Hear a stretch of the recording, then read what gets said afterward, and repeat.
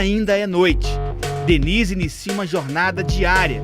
Começa em Vespasiano, na região metropolitana de Belo Horizonte.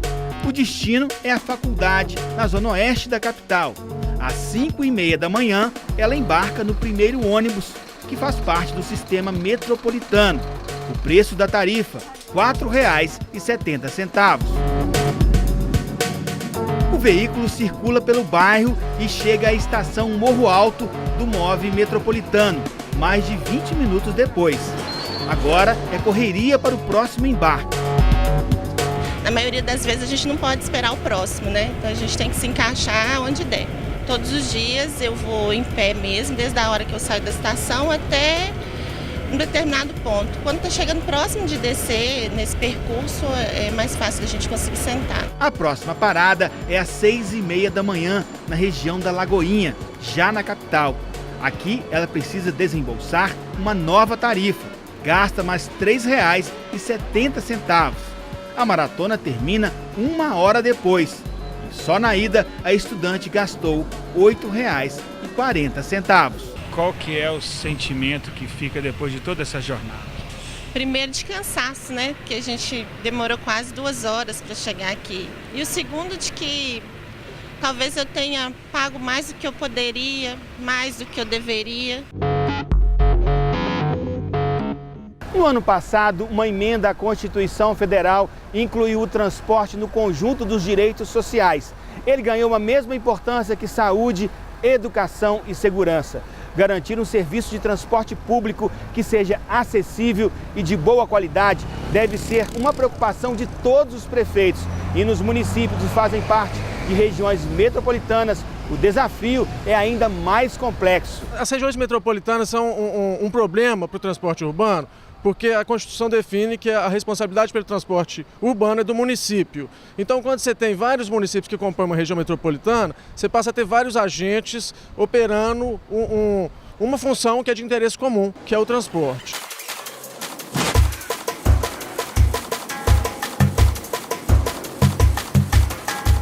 Garantir a integração tarifária é um desafio para a Grande BH. Atualmente, os ônibus metropolitanos não têm acordo de integração com as linhas que fazem parte dos sistemas municipais. Situação que pesa no bolso dos usuários. Várias pessoas que moram na região metropolitana não têm facilidade de arrumar emprego por causa do valor da passagem. Várias empresas não contratam porque tem que pagar 2 passagens e porque o valor é muito alto. Para mudar esse quadro, o primeiro passo é garantir que a gestão do transporte público por ônibus seja feita de modo compartilhado, envolvendo prefeituras e governo estadual. A gente tem um grande avanço que aconteceu no início desse ano, que foi o Estatuto da Metrópole, né? A gente já tinha um Estatuto da Cidade, a partir de agora a gente tem um Estatuto da Metrópole. É um primeiro passo para a gente entender a região metropolitana como, na realidade, uma área urbana única, onde a gente precisa pensar a partir daí como é que essa população vive. Outro desafio para os gestores é garantir que as tarifas de transporte público tenham valores mais acessíveis. Para este especialista, é preciso rever o modelo de financiamento do serviço. Hoje, os custos do transporte por ônibus são bancados exclusivamente pelos usuários. As tarifas é que bancam a totalidade do custo do transporte. Isso é um problema porque, na medida que o custo do transporte aumenta, você necessariamente tem que ter um aumento da tarifa. Uma solução seria você ter, por um lado, a remuneração dos concessionários, dos empresários, que seria em função do serviço prestado, e a tarifa não necessariamente ela cobriria o total dessa remuneração. Ela iria para o Estado usaria ela como parte dessa remuneração e a gente precisaria também de um subsídio para isso.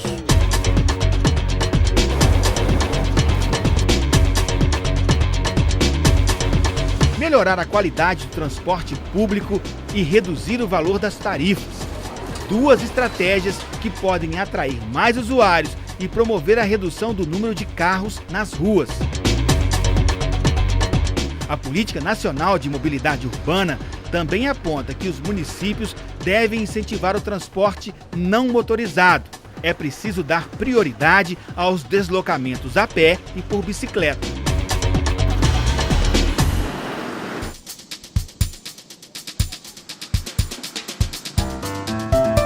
Cidade com 103 mil habitantes Poços de Caldas, no sul de Minas, é uma referência quando pensamos em deslocamentos a pé. A grande reforma urbana no município, de 1912, projetou ruas e calçadas largas. E o legado desse passado ainda sobrevive no centro da cidade. Os primeiros urbanistas de Poços de Caldas queriam promover o conforto de quem anda a pé. Esta rua no centro da cidade é um exemplo do que eles pretendiam. Na via, o espaço para carros é menor do que para pedestres. Já a calçada é dividida em 3 partes. A faixa central, onde eu estou, é para o deslocamento. Deste lado, o pedestre pode parar, olhar e entrar nas lojas do comércio. À minha esquerda ficam as árvores, as lixeiras, a iluminação e a sinalização pública. A ideia de todo esse planejamento é que a pessoa sinta prazer ao caminhar.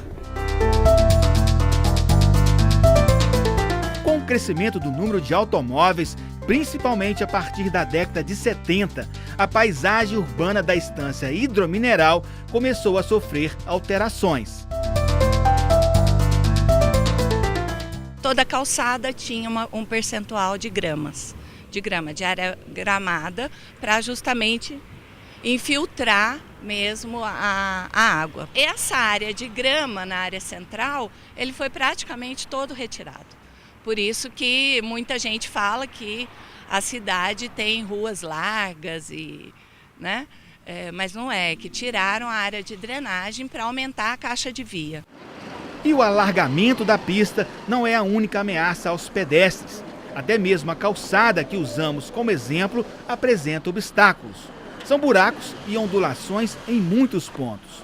Mesas e cadeiras também atrapalham o vai e vem de pessoas. Já em outros pontos da cidade, a situação é ainda pior. Neste cruzamento, o passeio é curto e falta sinalização. A qualidade ambiental da calçada, da travessia, faz toda a diferença, porque o pedestre ele tem que andar com segurança e conforto. E isso influencia também no comércio. Uma pessoa que está numa calçada a 5 km por hora vai ter muito mais interação com o comércio e com as outras pessoas do que um carro. O carro está passando ali, ele vai embora. O pedestre não. Só que ao mesmo tempo não adianta ele estar devagarzinho e não ter uma qualidade ambiental das calçadas e do ambiente que ele está.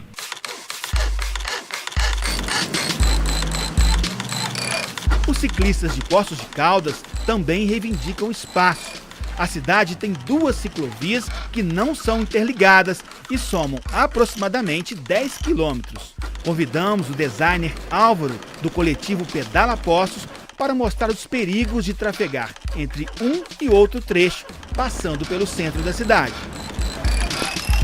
O percurso começa na ciclovia da Zona Oeste. Essa aqui é a ciclovia da Avenida João Pinheiro, a principal ciclovia da cidade, interliga o centro à Zona Oeste. É uma ciclovia bem apartada fisicamente dos carros, mas o asfalto é muito irregular, ela não tem sinalização horizontal nem vertical, mas ela tem essa belíssima paisagem. Esse é o momento mais perigoso. A ciclovia acaba e Álvaro segue em direção ao centro. Nós estamos fazendo aqui o percurso que conecta a ciclovia onde a gente estava, da João Pinheiro, até a ciclovia que vai para a zona sul da cidade. Muita gente que nós já ouvimos, já pesquisamos, muita gente mesmo não usa bicicleta porque tem medo do trânsito. Álvaro já se aproxima da ciclovia da Zona Sul. Nesse ponto já poderia ter uma ciclofaixa bem delimitada. Aqui já é o início da nossa ciclovia para a Zona Sul. Percebam como é estreito. E a valeta no lateral. Um ciclista a mais é um carro a menos. Você tirando um carro, você ocupa menos espaço, você diminui o trânsito, você diminui a poluição, você melhora a saúde da pessoa que está pedalando, ela mantém a saúde em dia, gasta menos, muitas vezes você de bicicleta você vai mais rápido. O coletivo de ciclistas entregou um plano ao poder público. A proposta é criar uma malha de ciclovias e ciclofaixas interligando todos os bairros e com pontos de aluguel de bicicletas. Esse traçado foi feito levando em consideração as ruas e avenidas menos íngremes da cidade, afinal nós estamos numa cidade bastante montanhosa, Então a gente luta aí para que a gente consiga 100 metros aqui, 500 metros ali, até que a gente chegue um dia aí a ter esses 130 quilômetros, que vai colocar a nossa cidade aí à frente de muitas cidades do mundo.